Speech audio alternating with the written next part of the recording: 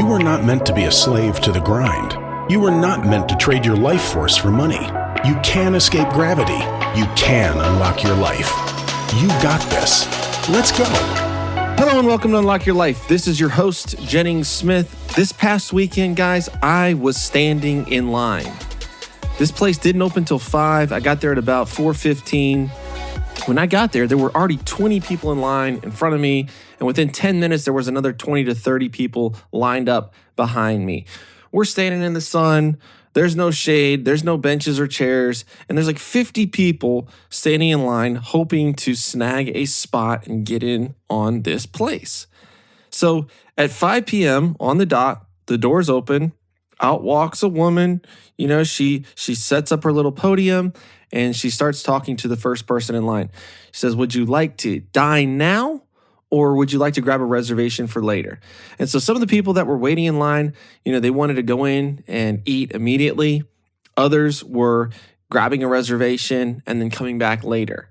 So finally, I'm getting close and the person in front of me wants to dine now. And the lady says, "Okay, well, where's your party?" "Well, everyone's here, but my husband, he's literally right there. He's parking the car." And I could see the car.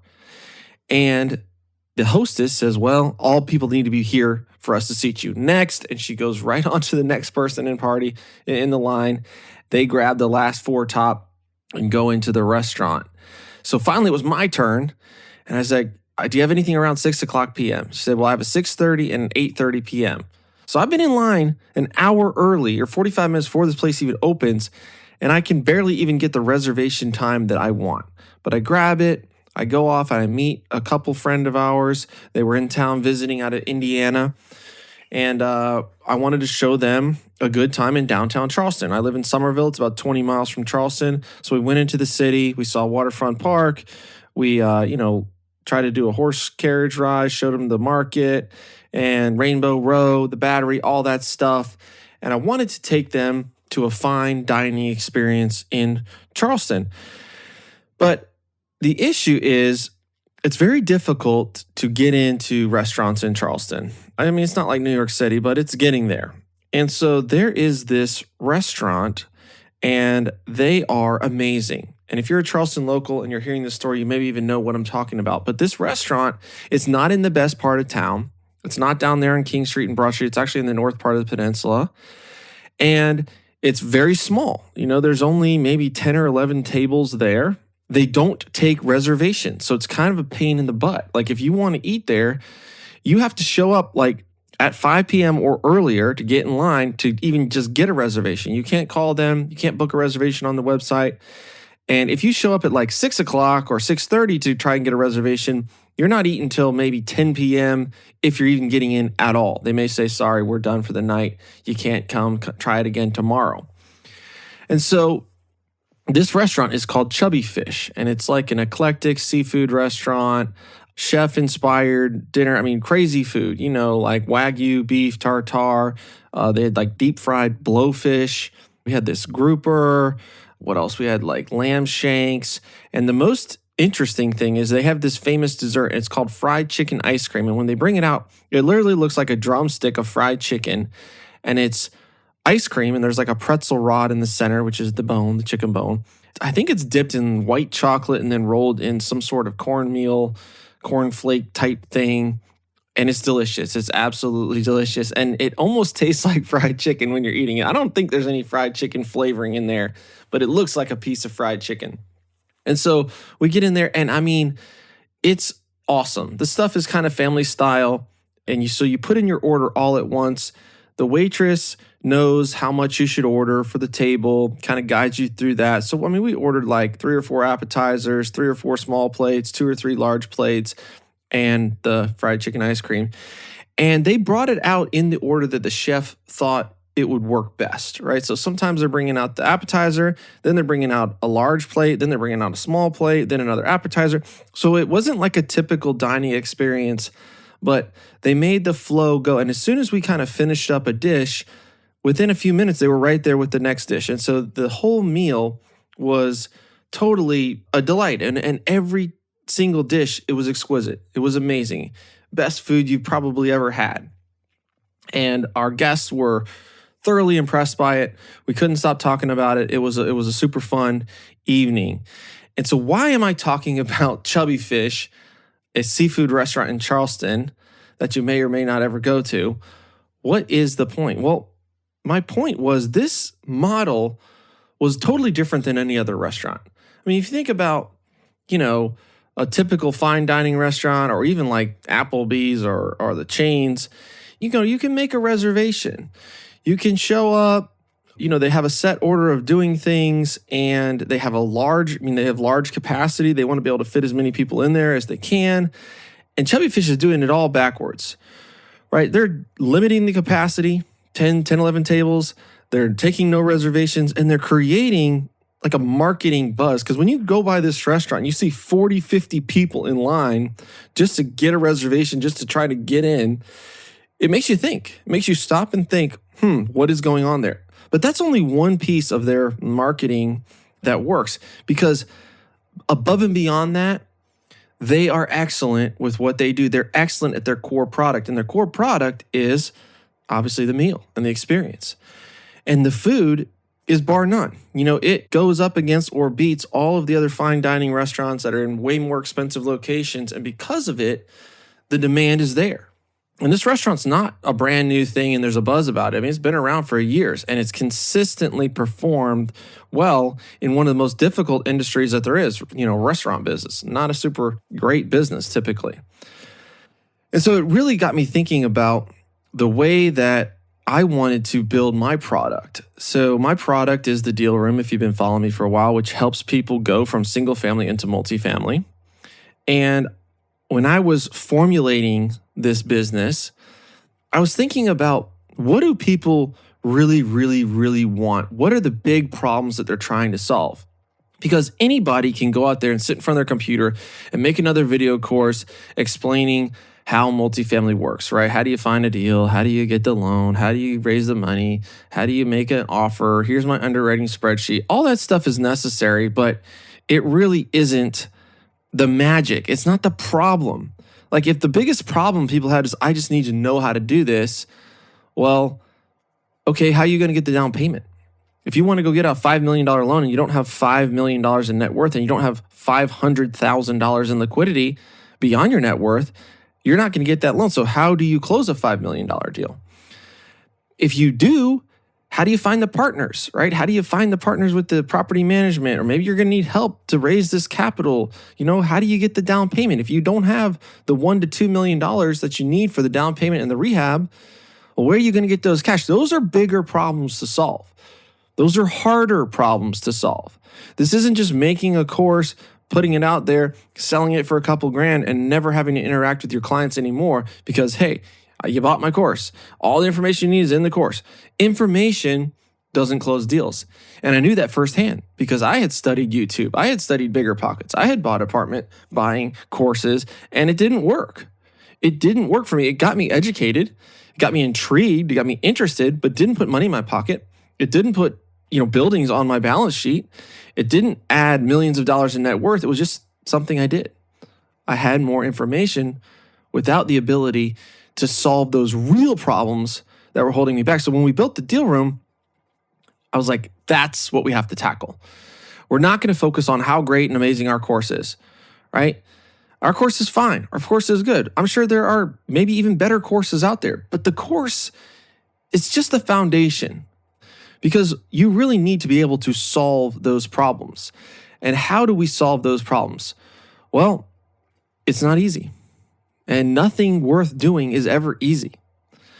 Because let's just say you got connected to people that could give you the money, could sign the loan. Well, without relationships, without trust, without your own competency, that's not going to happen. And so I really focused on, how do I build an incubator of relationships? How do I get people to interact with each other, to build trust with each other, to work on deals together, and to formulate these bonds where that they could help each other solve each other's problems and they could get results. They could get deals closed, which is what everybody wants. And so we did that with 3 different ways. One, we do mentoring calls. You want to be able to chat and talk with people who have built these portfolios, 50, 100, $200 million portfolios, 1,000, 2,000, 3,000, 4,000 units under their belt. And they know the pitfalls, so that when the rubber meets the road and you're actually looking at a deal in real life, it's not like, well, the theory of the course says to do this, but what about this specific situation? They didn't talk about, the exact demographics of this market. So I wonder what an expert would think on that. And a course isn't going to help you there. So we needed to have a chance where we could interact for significant amounts of time during the week. And so we have 5 opportunities a week where people can talk to us, bring their deals to us. We'll go through the underwriting and give them feedback when the rubber meets the road and they have a live opportunity, so that this deal doesn't become an anchor around their neck and a hindrance holding them back instead of a blessing, right? And that takes effort. That takes effort on my part. I have to do this. I have to show up to these Zoom calls. I have to interact. I have to engage. I can't just sell them a course and move on, right? Because I'm committed to creating something like Chubby Fish created, something that is excellent, something that is effective, something that is blowing people away by the results that it's getting. The second piece that we needed to tackle was these people who are trying to solve these problems and close deals, they're going to need help. They're going to need a network. They're going to need a tribe, a community, a family. How do I build that? Because if I'm the only family member, I'm going to be overwhelmed. I'm going to be swamped. And this is how most programs are built. There's one person at the top of the pyramid, and they say, hey, funnel everything through me, and if I like your deal, I'll pick you out of the masses and close a deal with you, and you'll be a multifamily millionaire. Oh yeah, and by the way, you got to pay me $50,000 to join my group. But don't worry, I'll take care of everything if you find me a deal I like. So just get out there and find me a deal. And it works. This model works. But it only works for a couple people. And if you think about it logically, you've got, 100, 200, 300, sometimes even thousands of people in these programs who are out there trying to funnel up opportunity to the one person at the top. And what happens to them? They get overwhelmed. They get a volume of hundreds or thousands of deals a year to look at. And so when they find something that's just like out of this world amazing, well, they'll pluck that one up and say, look, our program works. We closed 4 deals this year with 400 students. So 99% of the people in this program are not closing a deal. And they just say, well, keep looking. It doesn't quite fit our criteria. And so I saw this model. I was in a model like this. I paid $37,000 to be in a program like this and submitted 50 deals, all of which were denied. And I know how frustrating it is. And I don't blame the guy, because he had a lot going on. And only one person can only close so many deals a year. It's just not responsible to try and close 50 deals, 100 deals, 200 deals a year. It's not feasible. But I didn't want to do that. I didn't want to build a program that would help me cherry pick and build my portfolio, but not help 99% of the people that were, doing the work and trying to make things happen for their family and build their future. And so what I did was I brought in 40 other loan sponsors, capital raisers, investors in my deals to share the wealth. I knew there was going to be a lot of opportunity. There were going to be a lot of people hustling, finding deals, good deals.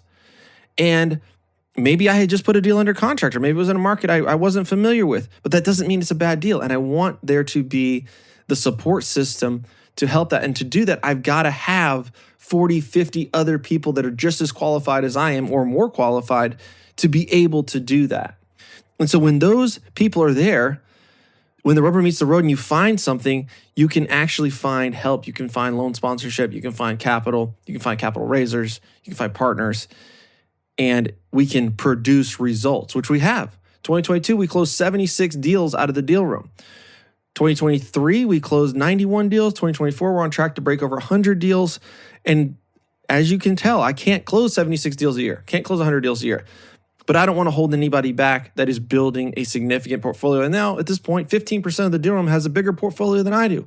I'm super proud of that fact, that people are taking this ball and running with it and even surpassing and exceeding what I've done over the last 4 or 5 years. But that still doesn't solve the relational problem, right? Because even if the people are there, and even if the mentoring is there, and the opportunity is there, what about that relationship? And this was the final piece of this puzzle that we implemented after reading $1 Million Secrets or $1 Million Sales stuff by Halleck Hermosi. And we implemented an accountability system. So what we want to do is put them into a small group of 8 to 10 people with a sprint leader, someone that knows what they're doing. Like me, I'm a sprint leader. Yaden is a sprint leader, my partner. Crystal, there's 2 other leaders that both have portfolios as well. To meet with them weekly, every quarter, and lay out over the next 6 weeks on this intensive, this is what we're going to focus on. And you are going to lay out what you want to do. We're going to help you distill that into actionable items. And we are going to hold you accountable. You're going to commit. I'm going to do this one thing or these 2 things over the next 7 days. We're going to write it down, and then we're going to share. We're going to come back to you, put the spotlight on you and say, did you do it? You said you were going to do X, Y, and Z. Did you do that? And that positive accountability, that positive peer pressure helps people keep those promises. Because when we're in a silo, we get discouraged, we get distracted, we try something, we don't get immediate results, and sometimes we give up. It happens to the best of us. So how can we keep that momentum? How can we keep that positive peer pressure, keep that foot on the gas so that you're not working on the wrong things and you're not just spinning your wheels and then you give up and say, multifamily doesn't work. It does work. We know it works. We have a proven process to make it work if these are followed. And beyond that, you're having a one-on-one call with another member of your sprint team to start talking about, hey, what do you got going on? What are you working on? Where do you need help? What are you good at? What am I good at? Let's start building relationships and trust. And we also built a deal room database of all the sponsors, all the investors, all the capital raisers, what their capabilities were, so that you can pick somebody off that list and have a phone call, set up a Zoom, start building these relationships, because that is the final key that's going to wrap all these pieces together so that when you have something that you need to act on, those relationships are there. And not only just relationships with anybody, but with relationships with people that can help you, people that can invest with you, people that can raise capital for you, people that can sponsor loans for you. That's where it becomes magical. And that's when we started to get the results, is building that relationship. So the deal room, in conclusion, was a lot harder than I thought. When I first started, I just wanted to build a course, sell the course, make the money, and ride off into the sunset. I'll be honest. That was sort of my vision. I was like, I don't want to do that much work. But to create a product that is excellent, that is effective, that is being continuously worked on and continuously improved, I'm going to have to put in the effort, and I'm going to have to build something that nobody else has in the market. If I want to stand out, if I want to help people really, really change their lives and fulfill the dreams, I got to give them the incubator that's going to make that happen. So that's my story of this weekend, going out with friends and seeing another operator operating at an excellent level and winning, the market responding to that, and seeing if you really help people solve their toughest and hardest problems, the things that are really holding them back from making significant changes, then the market's going to reward you for that. And I've gotten a ton of relationships out of the deal room. I've gotten a ton of deals out of the deal room. It's one of the most fulfilling and fun things that I get to do. And I look forward to this. And I started this thing, as something to generate relationships and deal flow and maybe investors. And it's grown into so much more than that. It's one of the most fulfilling things that I do in my life. So that's what I got for you guys today. Spend some time this week building those relationships. If you want to talk to me about the deal room, hit me up or go to mfmim.com. It's like my first million in multifamily.com. mfmim.com, or just shoot me a message on Instagram or Facebook. All right, guys, have a great week. Peace.